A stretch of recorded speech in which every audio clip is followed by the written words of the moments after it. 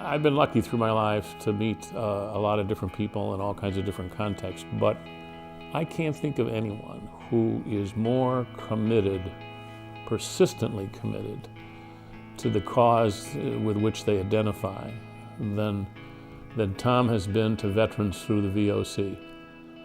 My father's passion has definitely rubbed off on me, that, you know, when I feel like I need to put my mind to something, I always think about what my father would be doing and how he would approach a situation, and I've learned a lot from him.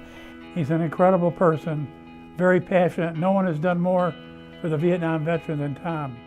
I don't know that I can speak to specific items that Tom did. He did so much for the VOC. If it wasn't for Tom, we wouldn't be here today. Tom was active, you know, in veterans organizations across the country, really.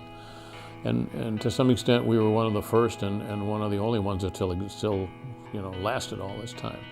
For many, many months, Tom worked for nothing, just to keep the place going, in hopes that someday it would change. And someday it did change, and it was his love and concern for his fellow veteran that kept him and the Outreach Center going. He gave 40 years of his life to working at the Veterans Outreach Center, maybe 40 plus. He gave 3+ years of his life to serving our country. There's a lot of sacrifice that goes into devoting your entire life to serving other people. Well, ironically, the award that Tom is receiving tonight, the Jacqueline S. and Edward Harris Award, he created. And he created it to recognize people who had done a lot for the veterans community. One, to thank them, and two, hopefully it was a sort of a spurring catalyst to get others to do the same. It's really meant to memorialize or as a tribute to those people who have been longtime supporters of the place and who believe in it. The award has honored numerous prestigious Rochester citizens.